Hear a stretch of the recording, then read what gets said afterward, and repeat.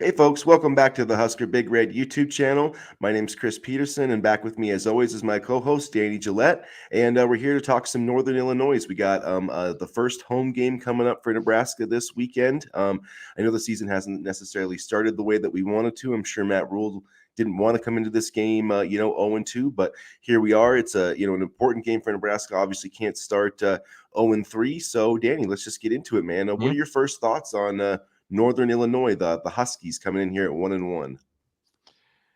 If we don't win this game, I don't have any answers. And I like to think I have all the answers, and I like to think, you probably hear me all the time. I have this answer and that answer, but if we don't leave, if we don't win this game, then I have no words. And I'm sure half of our subscribers like when I have no words. So if you're rooting for that, then judging by Nebraska's previous play over the past couple of games, this game may be for you.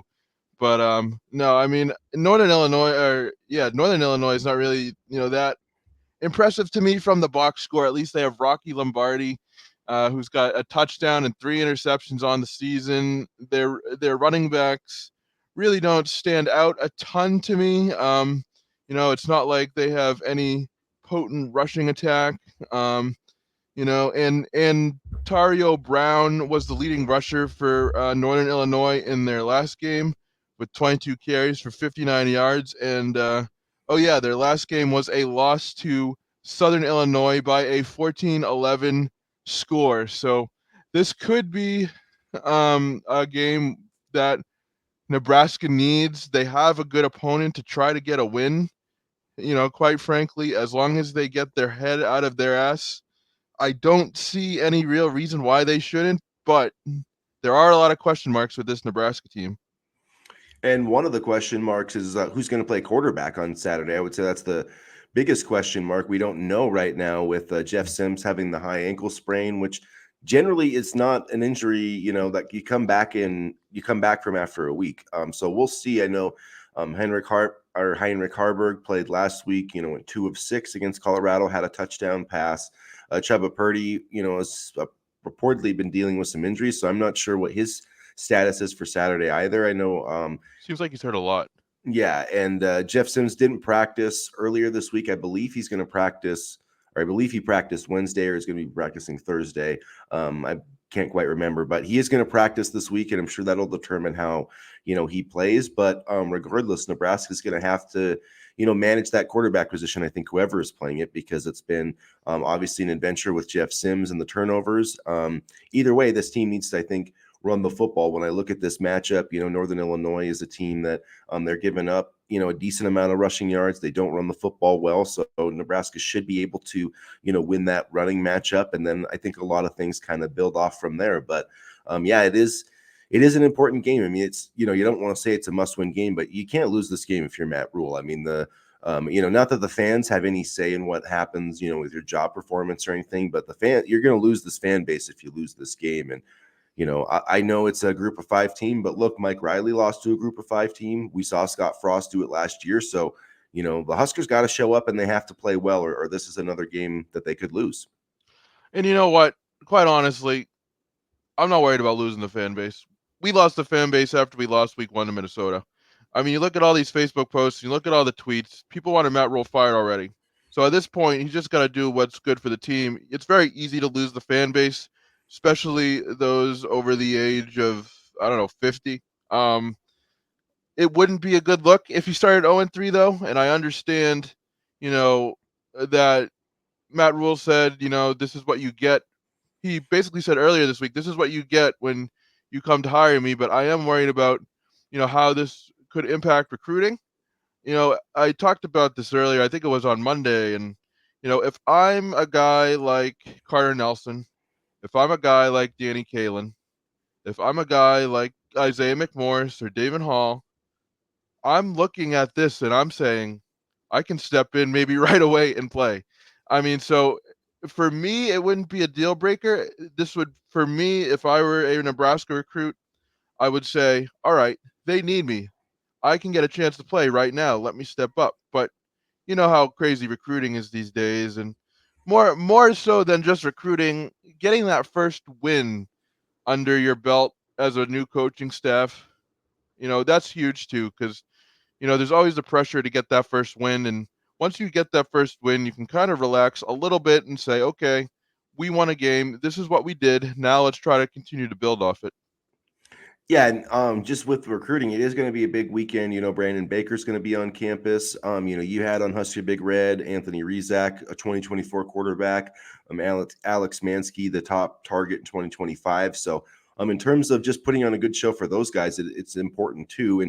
And yeah, you don't want to start 0-3, by any means. And just the state of Nebraska just needs a win, I think. And the people that are upset with Coach Rule or whatever, that they'll come around when the wins start coming. And I just think Nebraska needs a solid performance on Saturday. So let's talk about what needs to happen when the Cornhuskers have the football in this matchup. Now, the one thing Nebraska has, I guess the defining characteristic of this offense through 2 games has been turnovers. Nebraska has given the football away 8 times in 2 games, as a -3, basically a -6 turnover margin, an average of -3 per game, which is pretty tough to win if you're -3 in the turnover ratio. So looking at this offense, and this Northern Illinois defense is one that, not really, spectacular. They're averaging, over 4 yards allowed, against the run. They're averaging 19 points a game allowed. But last week, like you said, they played Southern Illinois, also Boston College, so they haven't played any, big time offenses. What do you think is the key for Nebraska when they have the football this week? No penalties in the red zone. No penalties in the red zone. And, we could talk about Jeff Sims, but the offensive line, as far as penalties are concerned, haven't been great either. So, I mean, to me, it's not just Jeff Sims, although he'll get the brunt of it because he's the quarterback. It's the entire offense as a whole. So I guess maybe by and large, having a synchronized, connected offense, I never thought we'd have to ask for that in a million years, but here we are. Having an offensive unit that knows what they're doing and is in sync with not only each other on the field, but with offensive coordinator Marcus Satterfield, that I think is going to be important as well, because then the timing of the snaps will be better, the motions will be better. There won't be as much kind of mental penalties and mistakes. So having a cohesive plan offensively, is going to be extremely important. I think for Sims, and this may sound simplistic, but just getting those first couple of snaps, not dropping the football, again, just getting past that mental block or whatever he's suffering will be important, because then things will, I believe, come easier for him. Get a few easy completions, don't do anything crazy. Or if it's not Sims, Harburg, or just the quarterback in general, get a few easy completions, get easy throws, and try to at least move the sticks forward, I guess. I think this offense has had even trouble doing that at times. So, I mean, it's just getting back to the basics for the offense, for Nebraska. And then, for the defense, play a strong game throughout the entirety of it. Yes, I understand we played Colorado and they're a different beast, let's be honest here, but I thought they kind of wore down a little bit towards the end of, the game on Saturday. I was able to go back and rewatch now that I had power, and they wore down. And granted, a lot of that was because the offense wasn't on the field for too long, but just being able to put forth another strong game, like they had against Minnesota. I thought they played, the entirety of that game at a high level. Colorado wore them down, but just being able to play play a complete game, maybe get some more sacks, and continuing to build on what they've been able to do so far. Because I know people want to be upset about their performance last week, but they were on the field just way too much. Yeah, and it's going to be important for Nebraska to, move the football. And I think the key when Nebraska, has the ball offensively is they need to run the football in this game. They need to be able to run for about 200 or 250 Without yards the in this quarterback, matchup. I'd love to see without the quarterback running the football. Yeah, I I think mean, I think the quarterback, whichever one, whether it's Sims or Harburg, I think this offense needs to shift to using the quarterback as a running back, because obviously throwing the football has not worked, and well, let me just last say, go ahead. Well, I was just going to say last week, they came out and had Jeff Sims throwing it. He should have came. I mean, the one design run they had went for 60 yards. So, my question is why wasn't he just running the football more? Well, my thing was just like I kind of just want to see more production out of the running backs because, when you have a running quarterback and he can run the football well, but I just love to see another like a strong game from the running backs to provide some sort of balance rushing the football because when you have a quarterback that does everything, and we saw this with Adrian Martinez a little bit, sometimes it doesn't work out so well. No, I agree. I mean, it would be nice for the offensive line to get things going. I think Gabe Irvin's going to have 100 yards on Saturday. He had a good game against Colorado and Minnesota. He just needs to get the ball more, Mm, and that's part of having picking up third downs, which Nebraska hasn't been able to do, mm. and that's all part of quarterback play. But yeah, you mentioned the first touchdown that Gabe Irvin against Minnesota that was called back. Basically the reason it was sent back to the 6 yard line is because there was a false start on an offensive lineman, and the next play was a pick. So, yeah, Jeff Sims should have thrown the interception, but if we don't have a mental error, like you mentioned, on a penalty, it's even with that, even if the Gabe Irvin play's not overturned, it's still second and goal from the half-yard line instead of the 5. So, Yep. and I believe on the second drive where we kicked a field goal, I think there was a false start penalty too inside the 5. So, yeah, Yep. offensive line, you cannot, and there's been a lot of those mistakes. I mean, Yeah. honestly, there's been a lot of pre-snap penalties on both sides of the ball. Defensively, they gave a first down to Colorado jumping offside. So those things need to get cleaned up. And I think that the thing, to me, Harburg didn't look great last week, but if he gets an opportunity, if they have the time to build a game plan for him and to prepare for him to be the starter, they can, find the things that he does well. And I think it is going to be a heavy running offense. Whether it's Sims or Harburg, this team needs to be like 60-40 run pass, and they have to control the line of scrimmage, to be able to win that football game. So let's shift really quick. You mentioned some stuff on the defense, but when Northern Illinois has the football, we've talked about it. Rocky Lombardi is going to be making his second start at Lincoln Memorial Stadium. He started for Michigan State back in 2018. That's how old this guy is. Transferred to Northern Illinois 2 years ago. They won the MAC championship. So it's not like, he's a total bum. He started in one Big Ten games before, only completing 54% of his passes so far this year, 1 touchdown, 3 interceptions. The running game has not been great. They're averaging 2.8 yards per rushing attempt. And when you look at Nebraska, it has a top 10 rushing defense right now, allowing 1.9 yards per rush. So, that's a positive. Nebraska's obviously tied for, the lead in FBS college football with sacks. Cameron Leonard's been really, good there. There's been lots of blitzing and stuff. But on the negative side of things, kind of like you mentioned, Nebraska's really struggled on third downs. They've given up over 50. I think they're giving it 54%. In third downs, they're in the bottom 100. They're not even in the top 100 in the country in third down conversions. I Mhm. think they're like 124th. So that's a huge problem, and that was a problem last week. It's nice to get sacks, but you have to get off the field, and they couldn't do that in the second half against Colorado. You have to do that, in this game. You can't be -3 in turnover ratio. You can't have penalties, and you can't give up 55% third downs and expect to win games really at any level. So that's a big key for me this week.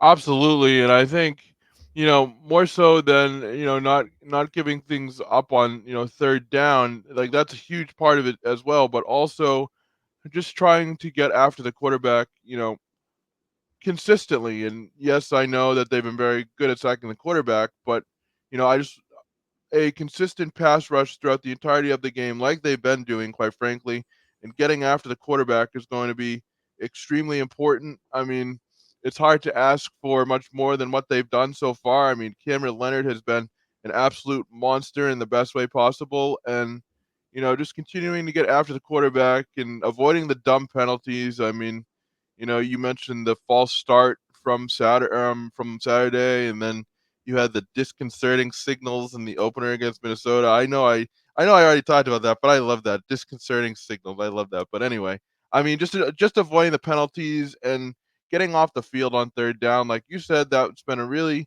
huge problem. And yes, I know Northern Illinois isn't exactly a powerhouse, but like you mentioned with Nebraska's turnovers and not being able to get off the field on third down. If you give a team, extra chances, they're going to capitalize on it. I mean, this isn't like pee wee football or high school football.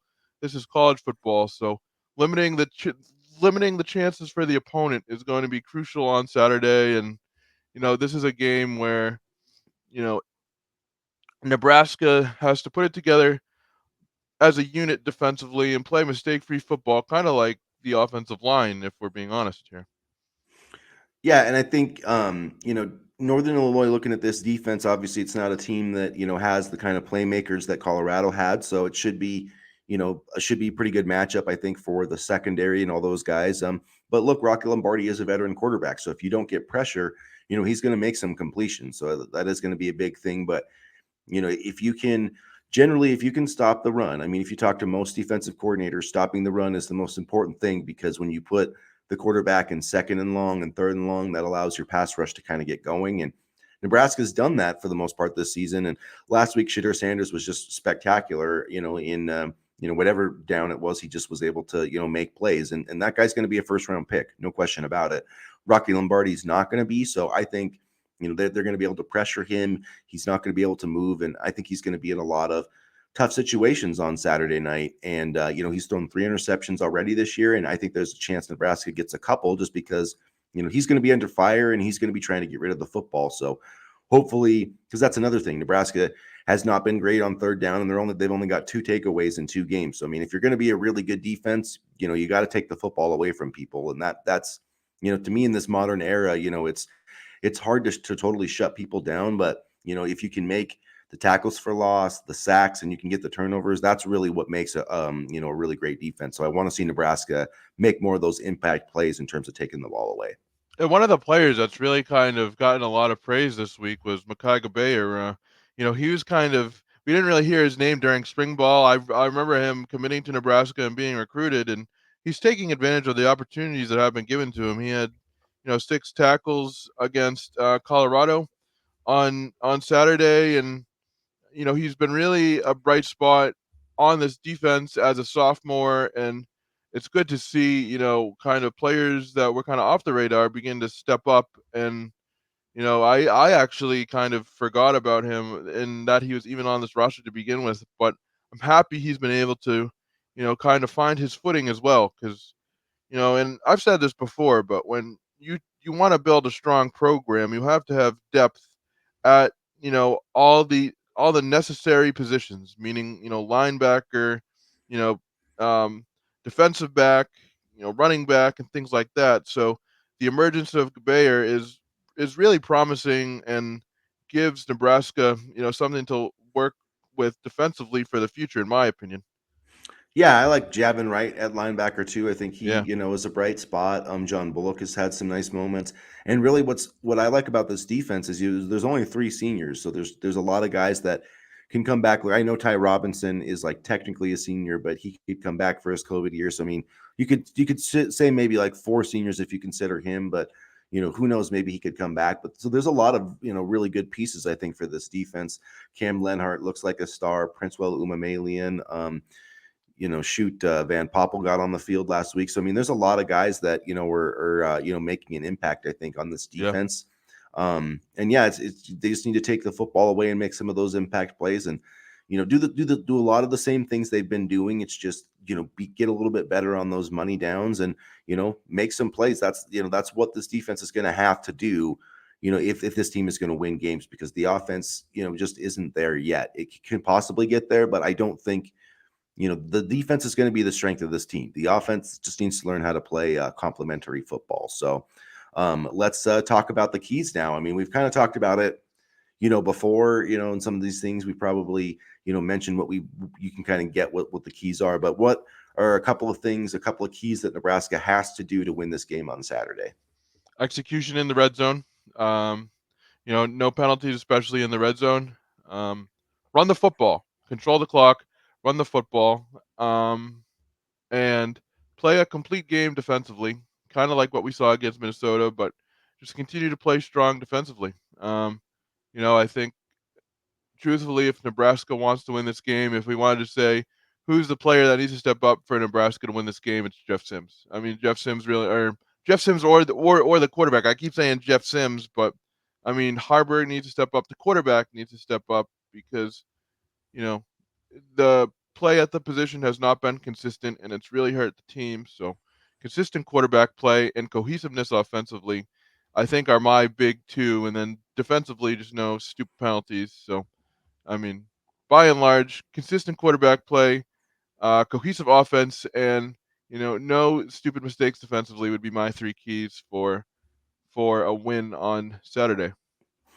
I think for me, it starts with taking care of the football. And this is a kind of a good matchup for Nebraska in the sense that Northern Illinois only has one one takeaway on defense in 2 games. So, either that stat's going to prove true or they'll get like 3 takeaways. So we'll see how that kind of goes. But that's obviously going to be a key, whether it's Sims or Harburg or whoever. You can't turn the football over 4 times. So obviously that's going to be important. And I agree with the running game. And I really think the offensive line needs to win this game. Yep. As much as Gabe Ervin and Grant Ramir Johnson, the quarterbacks, the offensive line, should have an advantage. And, this team should be able to run they're averaging over 200 yards right now after Colorado and Minnesota. This Northern Illinois team, they should be able to, dominate the line of scrimmage on both sides of the ball, really. So win the turnover battle and, win on third down. I think that's been a big struggle on both sides of the football for Nebraska. They've gotten themselves in a lot of third and long situations. They need to be better on first and second down. And they've been good on first and second down on defense. Just win on the money down this week against Rocky Lombardi. If they can do those things, then I feel pretty confident that they're going to have a good chance of getting a win. So in terms of our final prediction right now, the score or the spread, I believe, is 10.5 points in favor of Nebraska. So not a super huge spread when you're looking at a group of 5 team. The over/under, I'd have to double check. I'm thinking it's pretty low, but what are your thoughts? What's your kind of final prediction going into Northern Illinois on Saturday? 10.5, I think, is generous for Nebraska. Honestly, with the way that this offense can't move the football, I don't care who's under center. I was going to go Northern Illinois 24, Nebraska 21. Going with the upset, huh? Going with Northern Illinois I'm not taking the win. confident in this offense at all. This defense is going to play their asses off, and it's going to be all for naught once again. I'm gonna have a little more confidence. I'm the classic Nebraska fan where I want to kill myself on Saturday, and I'm like, oh, we could do. But I do think Nebraska's gonna win this game. I don't see Rocky Lombardi being able to put up many points. I think Heinrich Harburg's gonna start. I think he's gonna throw about 15 passes. I think he's gonna run a bunch. I think. I do think Nebraska's going to run for a bunch of yards. Gabe Urban's going to get 100. It's not going to be spectacular offensively. I'm going to go 27-10 Nebraska. Quite honestly, if Harburg plays well on Saturday, there might be a quarterback battle in the room come Louisiana Tech, and I'm being 100% serious on that. If Harburg plays well, right now they're just looking for consistency at the position. Why not throw him out next game? Yeah, I mean he can run. Like seriously, he can run, He's and fast. I think I don't not like I watched him play high school, but people say that he wasn't a bad thrower. So I don't know. He did have a touchdown pass last week. I think it can't get worse than what Nebraska's had the first 2 weeks, right? I mean, fumbling the ball on. Jeff Sims can play. Like when he's got his head on straight. I mean, like the first pass that he had to Billy Sims, which was like a 30-yarder, like that was a really good throw. But the problem is he doesn't. Billy Kemp, by the way. If we had Billy Sims, Oh yeah, Billy. would be in Sorry, business. I've done that a couple times this year with Jeff Sims, and at any rate, if he can. The problem is that I don't want to get into the whole Jeff Sims thing, but I do think that you're right in the fact that if Heinrich Harburg plays well this week, it's going to be hard to take him off the field just because you get that momentum going forward, you get that confidence. We'll see though, but I really think that this is going to be Gabe Ervin's night. I think he's going to have a breakout performance offensively, and I think the defense, the Black Shirts, are going to have a good one. So I think they'll win and cover the spread. Josh Martin, the tight ends coach, said that the tight ends have been kind of trending upwards. So I'm curious to see what that position brings to the table. I'd love to see, Thomas Fedoni getting a touchdown. That would be awesome. And I'd really love to see the tight end position kind of find its stride again and be a positive for the offense. Yeah, and with the tight ends, whatever happens, we just need to win. Nebraska just needs to get one on the board. Please. That will be a huge relief. And these next 2 games are really important just for, like you said, recruiting, trying to compete for that bowl win. And then if you can win this game and beat Louisiana Tech, at least you're 2-2 going into conference play. So, there'll be a lot still on the table. So yeah, that's it for our Northern Illinois preview, guys. Thanks for checking it out. Make sure you like this video, subscribe to the channel.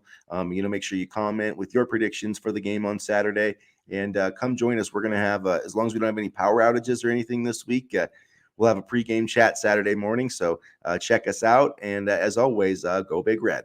Go Big Red.